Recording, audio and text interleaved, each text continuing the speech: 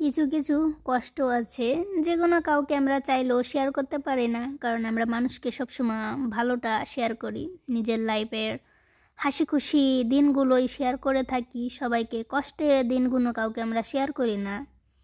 ওই মেয়ে মানুষ হলো এমন, চোখে পানি পড়লেও তারা সেলফি তুলে মনকে বোঝায়, সান্ত্বনা দেয়, ঠিক আছে। মেয়ে মানুষ হলো এমন, দুঃখ কখনো কাউকে শেয়ার করতে চায় না মেয়ে মানুষরা, খুবই কম মেয়ে মানুষ। আমার জীবনে আমি কোনো দিন আমার দুঃখ কষ্ট আমি কারো কাছে শেয়ার করিনি, আর জীবনও করার ইচ্ছাও নাই।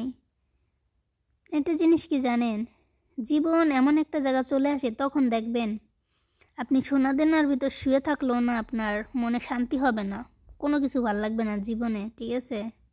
তো এটার কারণ কি জানেন, যখন দেখবেন আপনার কাছের মানুষ আপনাকে বুঝতেছে না, অবহেলা করতেছে, ঠিক আছে, তখন আপনার এই জিনিসটা খুব মনে হবে।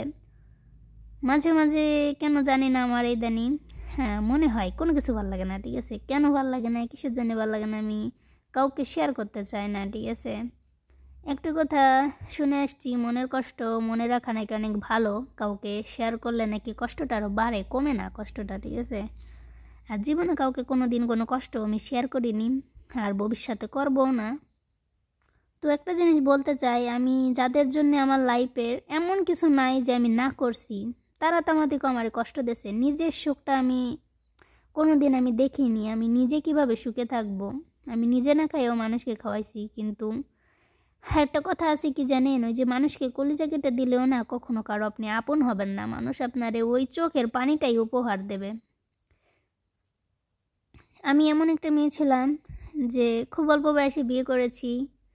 তো আমার জীবনে অনেক ইচ্ছা ছিল যে আমি আমার হাজব্যান্ডের লাইফটা আগে সেটেল করব, যাতে কেউ কোনো দিন কোনো কিছু না বলতে পারে। আমার হাজব্যান্ডকে আমি এমন একটা জায়গায় নিয়ে আসবো, ইনশাআল্লাহ আমার হাজব্যান্ড তো সব কিছুই আলহামদুলিল্লাহ আমার জীবনের স্বপ্নগুলো আমি যতটুকু পারি না কেন করছি, ঠিক আছে। আমার স্বপ্ন আমি পূরণ করছি। স্বপ্ন পূরণ করার পরে আমি এটাই বুঝেছি, জীবনে যার জন্যে যত কিছুই করি না কেন কেউ আপন না, এই দুনিয়ায় কেউই আপন না, ঠিক আছে। সবাই শুধু স্বার্থের জন্য ইউজ করে থাকবে আপনাকে, স্বার্থ ফুরিয়ে যাবে, সবাই ভুলে যাবে, কেউ মনে রাখবে না। তো বলতে চাই, জীবনে যার জন্যে যত কিছুই করেন না কেন আগে নিজের জন্য কিছুটা হলে করে রাখেন। কারণ কি জানে, দুনিয়ায় কে কখন চলে যাবেন, কার কি হবে, এটার গ্যারান্টি কেউ দিতে পারবেন না। যে আমি এখন ভালো আছি, আজীবন ভালো থাকবো, এটার কোনো গ্যারান্টি নাই।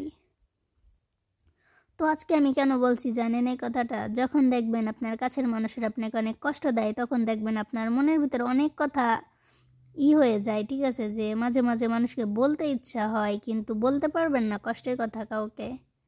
তো আপনাদের মাঝে আমি কিছু কথা শেয়ার করলাম, আমার কিছু কষ্টের কথা। আর এই কষ্টের কথা আমি কাউকে আর বলতে চাই না যে কেন কি হয়েছে, অনেকেই জিজ্ঞেস করতে পারো আপু কি হয়েছে, কিছুই না, ঠিক আছে। তবে এটুকু বলতে চাই, নিজের থেকে জীবনে কাউকে ভালোবাসবে না, নিজের থেকে বেশি কাউকে ভালোবাসবেন না।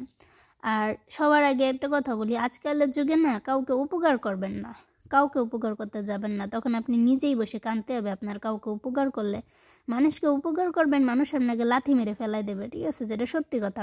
মানুষ আপনাকে ওই উপকার করা থামাতে কি মনে রাখবে, উপকারটা যখন হয়ে যাবে না তখন মানুষ আপনাকে ভুলে যাবে। তো আমার লাইফে ভাই আপনারা মনে করেন না আবার আমার হাজব্যান্ড আমাকে কষ্ট দেয়। তো এই একটা মানুষই আছে যে আমাকে কখনো ভুলেও আমারে তুই বলে না, সেটা আমার হাজব্যান্ড। যে সে আমাকে কখনো কষ্ট দেয় না, আমি তাকে দিলে দিতে পারি, কিন্তু আমার হাজব্যান্ড আমাকে কখনো কষ্ট দেয় না, কোনো কিছুর অভাব দেয় না, ঠিক আছে। আসলে কষ্টেই থাকলেই যে স্বামী কষ্ট দেয় এমন কিছু না, স্বামীর বাইরেও দেখবেন দুনিয়ায় আর অনেক মানুষ থাকে যারা কষ্ট দেওয়ার জন্য আপনাকে একদম রেডি হয়ে থাকে।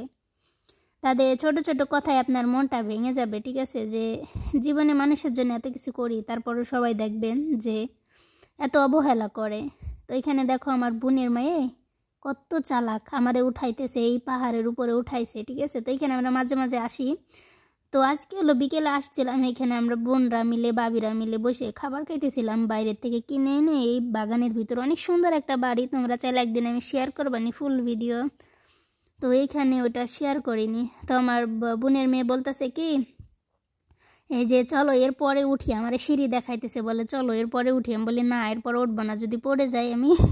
তো ও বলতেছে না আমি উঠবো।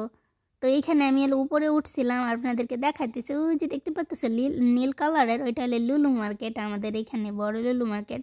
আর এখানে আমি ফোন নিয়ে বসে রয়েছি। হ্যাঁ, আমার বাবির মেয়ে আমার বলতেছে তুমি এতগুলো ফোন দিয়ে কী করো, ঠিক আছে, আমার বলতেছে আমার একটা ফোন দাও। আমি বলতেছি কেন, তোরে ফোন দেবো কেন? বলতেছে তুমি এত ফোন দিয়ে কী করতেছো, গুনতেছে, বলতেছে তুমি একজন, তাহলে তোমার 4টা ফোন কেন কাছে, ঠিক আছে। পরে আমি বলছি আমি 4টা ফোন চালাই, তাই আমার কাছে 4টা ফোন আছে।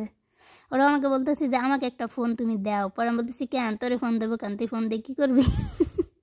ওরা বলতেছে না তুমি আমার একটা ফোন দাও, তুমি একা এত ফোন কেন নেছো, ঠিক আছে। পরে আমি বলছি আমি ইউটিউবে কাজ করি, তাই আমাদের অনেক ফোন লাগে, ঠিক আছে। হ্যাঁ, অনেক চালাক হয়ে গেছে, ঠিক আছে, মেয়ে মানুষ তো। আর এখানে দেখো এটা আগের দিনের আমাদের টেন্টে নিয়ে এসে খেলা করতেছিল এখানে। তো ও একটু এখানে গাড়ি নিয়ে খেলা করতেছে। তো আজকে একটু বাবুদেরকে শেয়ার করলাম, ঠিক আছে, আমার ভাইয়ের বাচ্চাদের, বোনের বাচ্চাদের, সবাই আপনাদের মাঝে একটু শেয়ার করলাম, সবসময় তো করি না, ঠিক আছে। তো এইখানে যে ফ্রুট, তো বাচ্চাদেরকে কিছু ফল ফ্রুট কেটে দেবো, রান্না করে আসলাম। তো দেখি আপেল আছে, আরও কী কী আছে পাল্টা পাল্টা, ওইগুলো ওদেরকে কেটে খেতে দেবো সন্ধ্যের দিক। আর এদিকে দেখো আর এক টুনটুনিকে আপনাদের মাঝে শেয়ার করতেছি। ওটা তো দেখতেছি বল নিয়ে আর এটা নিয়ে মানে খাওয়া শুরু করছে। আর আজকে এই ভিডিওটা কেমন লাগছে সবাই অবশ্যই প্লিজ বলবেন। আর কেউ যদি আমার কোনো কথায় খারাপ লেগে থাকে তো সরি, সবাই ভালো থাকবেন, আল্লাহ হাফেজ।